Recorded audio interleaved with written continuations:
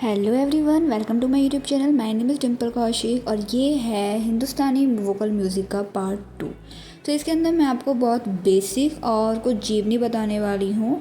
तो I hope कि आपको वो समझ आए। अगर आपको वो समझ आए तो please like, subscribe and share my channel. तो चलिए स्टार्ट करते हैं। पहले आता है हमारा खटका।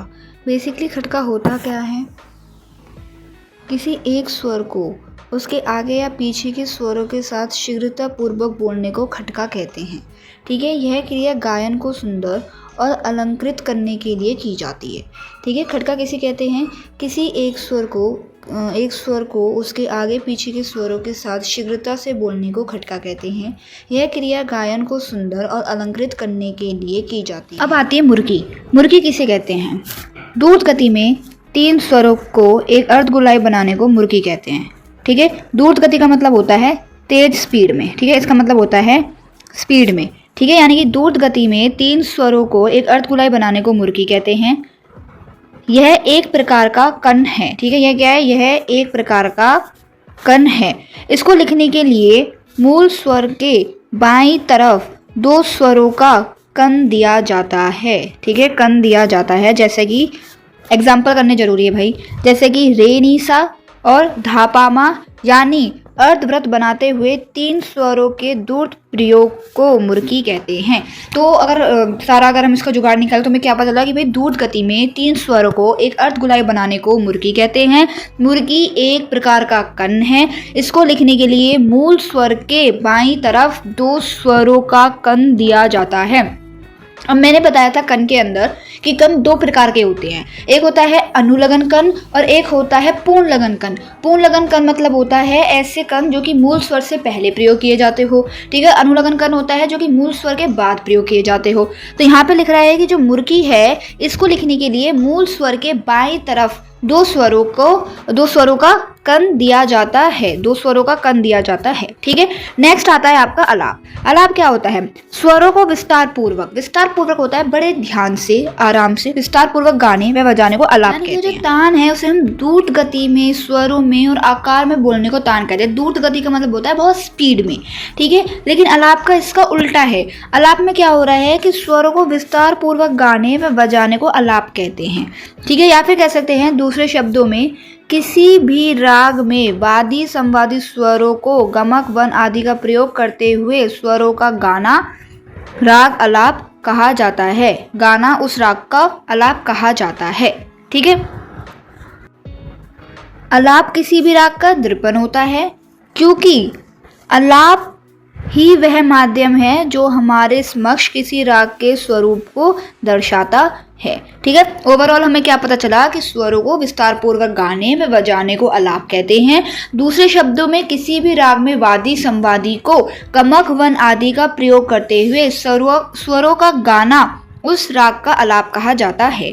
अलाप किसी भी राग का दृपन होता है, क्योंकि अलाप ही वह माध्यम है जो हमारे समक्ष किसी राग के स्वरूप को दर्शाता है। ठीक है, प्राचीन काल में अलाप करने के कई प्रकार प्रचलित थे, लेकिन आधुनिक समय में अलाप गायन 2 ही प्रकार के होते हैं। अब भाई पूछा जा सकता है भाई आधुनिक समय में अलाप कितने प्रकार के होते हैं, तो तुम्हें बताना है कि भाई आधुनिक समय में जो अलाप गायन है वो 2 ही प्रकार के होते हैं। एक होते हैं आकार का अलाप, एक होता है नोम तुम का अलाप। आकार का अलाप क्या होता है, आकार का अलाप आ के उच्चारण द्वारा भी किया जाता है और अलाप क्रिया में केवल स्वरक्षणों का ही प्रयोग किया जाता है। ठीक है, नोम तुम का अलाप क्या होता है, नोम तुम के अलाप में अधिकतर द्रुप, धमार आदि से पूर्व गाए जाते हैं, परंतु आधुनिक समय में कुछ ख्याल गायक भी ख्याल के प्रारंभ में नोम तोम में ही अलाप लेने लगे हैं। ठीक है, फिर आता है आकार का अलाप, जो है जिसे भारतीय संगीत में अत्य आवश्यक अंग माना गया है, क्योंकि इन्हीं से गाने व गीत के शब्दों में सौंदर्यता आती है। ठीक है, यानी कि आकार का आलाप में ओवरऑल हमें क्या पता चलता है कि आकार के आलाप आ के उच्चारण द्वारा भी किए जाते हैं और आलाप क्रिया में केवल स्वरक्षणों का ही प्रयोग होता है, जिसे भारतीय संगीत का अत्यावश्यक अंग माना गया है, क्योंकि इन्हीं से गाना व गीत के स्वरों में सौंदर्य आता है। ठीक है, नोम तोम का आलाप क्या है? नोम तोम के आलाप में अधिकतर ध्रुपद, धमार आदि से पुनः गाए जाते हैं, परंतु आधुनिक समय में कुछ ख्याल गायक भी ख्याल के प्रारंभ में नोम तोम ही आलाप लेने लगे हैं।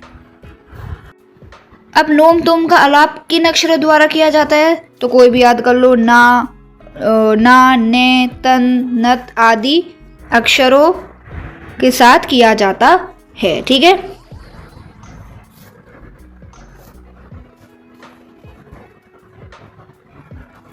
एक लाइन ये ले लेना, नोम तोम के आलाप को 4 भागों में विभाजित किया गया है। सबसे पहले जीवनी आती है उस्ताद फयाज खां की।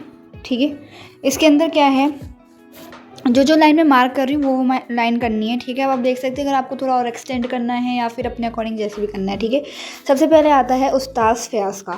फयाज खां का जन्म सन 1886 में आगरा के निकट सिकंदरा में अपने मामा के घर हुआ। ठीक है, इनके जन्म से 3-4 महीने पहले इनके पिताजी सफदर हुसैन की मृत्यु हो गई थी, जिसके पश्चात इन्हें अपने पिता का स्नेह तथा प्यार प्राप्त नहीं हुआ। ठीक है, उसके बाद आता है इनके नाना। ठीक है, यह है फयाज खां। इनके नाना गुलाम अब्बास खां ने इनका पालन पोषण किया। 5 वर्ष की उम्र से 25 वर्ष की उम्र तक इनको तालीम दी।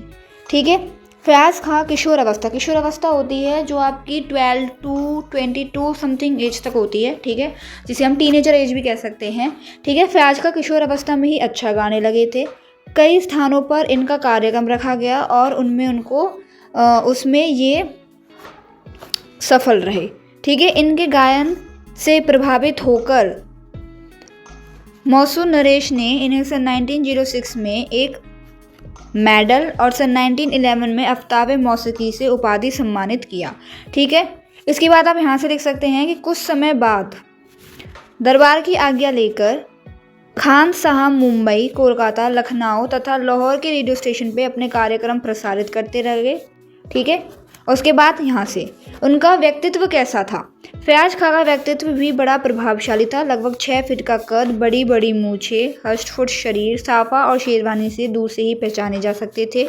इत्र से इन्हें बहुत मोहब्बत। कोई परिचित मित्र उनसे मिलने आता था तब वे इत्र द्वारा उनकी खातिरदारी अवश्य करते थे। ठीक है, उसके बाद आप यहाँ से कर सकते हैं, फयाज खां ने अपनी तालीम और अपने रियाज को सार्थक और सफल बनाया।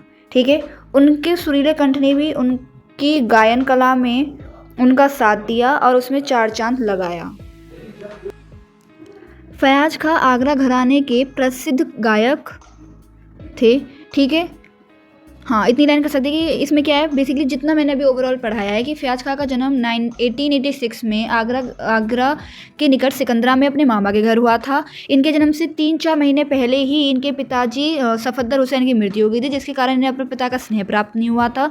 इनके नाना गुलाम अब्बास खां ने इनका पालन पोषण किया था। 5 वर्ष की उम्र से लेकर 25 वर्ष की उम्र तक इनको तालीम दी थी। फयाज खां किशोर अवस्था में ही अच्छे गाने लगे थे, जिसके कारण इनको 1911 में आफ्ताब मौसीकी से उपाधि से सम्मानित किया गया था और 1906 में एक मेडल मिला था।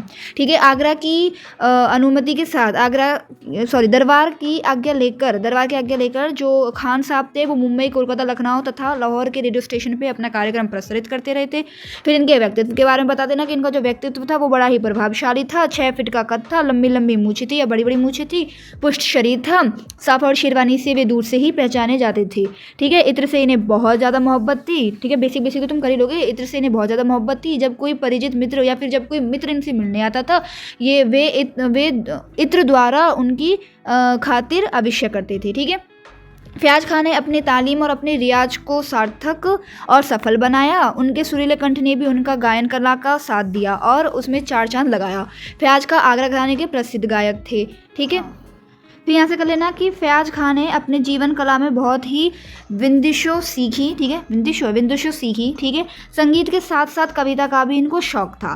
फिर लिख लेना, इन्होंने अपनी संगीत शिक्षा जितनी कड़ी मेहनत से प्राप्त करी थी, लगभग उतने ही परिश्रम से अपने शिष्यों को भी तैयार किया था। इन्हीं के शिष्यों ने आगे चल के फयाज खान के गानों को जीवित रखा था। इनके शिष्य परंपरा बहुत विस्तृत था और इनके शिष्यों को नाम लिख देना, जैसे कि निसार हुसैन।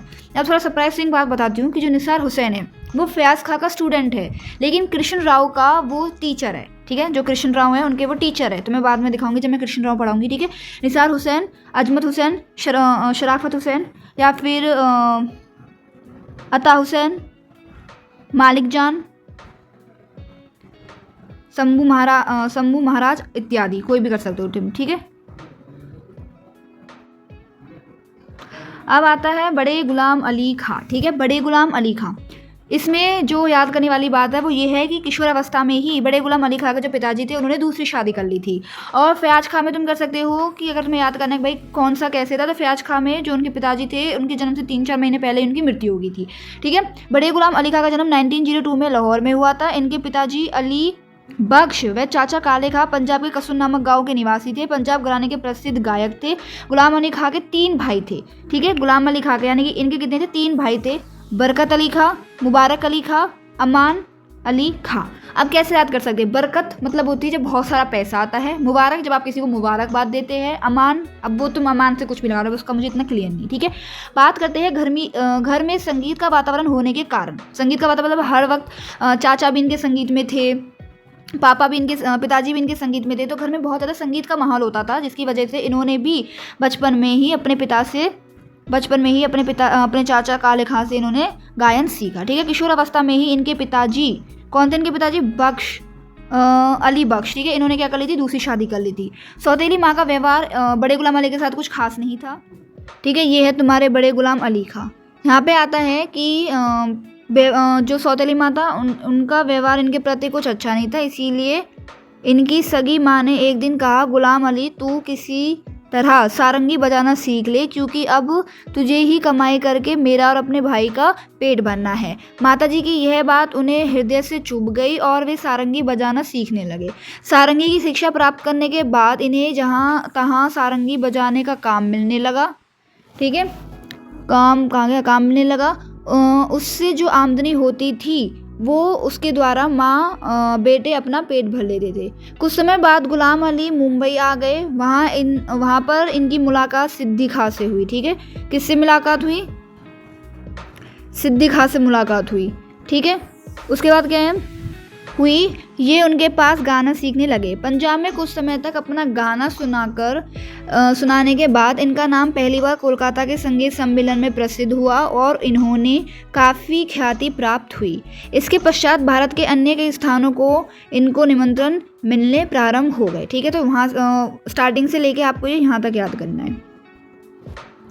उसके बाद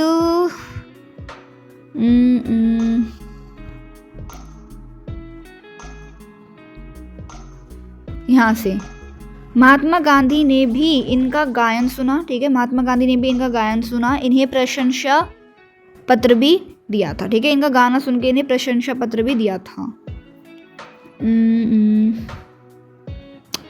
ये रही लाइन, ठीक है। खां साहब रियाज करने पर बहुत जोर दिया करते थे। एक बाजा इन्हें विशेष प्रिय था। कौन सा बाजा था, जिसका नाम था वाद्य कानून। इस बाजे पर वे अपनी सारंगों के साथ रियाज किया करते थे, ठीक है। खां साहब की आवाज़ खुली हुई थी तथा उन्हें आवाज़ खोलकर गाना पसंद था, ठीक है। उनकी आवाज़ कैसी थी, खुली हुई थी तथा उन्हें आवाज़ खोलकर गाना पसंद था, ठीक है। उसके बाद तुम पकड़ना यहाँ से, बड़े गुलाम अली खां का सन 1968 क्या है। बड़े गुलाम अली खां सन 1968 में पक्षाघात से पीड़ित हुए। पक्षाघात मतलब होता है लकवा मारना, पैरालिसिस, ठीक है, हुए। पर सन 1962 में वे पुनः ठीक हो गए, पुनः गाने लगे। 23 अप्रैल 1968 को हैदराबाद में इस प्रतिभाशाली गायक का निधन हो गया। निधन मीन्स डेथ हो गई, ठीक है। तो यहाँ पे ये थे आपके बड़े गुलाम अली खां, ठीक है, बड़े गुलाम अली खां। बड़े गुलाम अली खां की अगर मैं ओवरऑल समरी बताऊँ तो इसमें जो मैंने वैसे बहुत सारा बता दिया, इट्स ओवरऑल ठीक है। अगर तुम्हें फिर भी कुछ और देखना है इसके अंदर से जो तुम्हें लगे कि ईजी रहना है तुम याद कर सकते हो, तो तुम भाई ज़रूर देखना, ठीक है। इसमें क्या था, बड़े गुलाम अली खां का जन्म 1902 में लाहौर में हुआ था। इनके पिताजी अली बख्श और चाचा खाले खां पंजाब के कसुर नामक गांव के निवासी थे।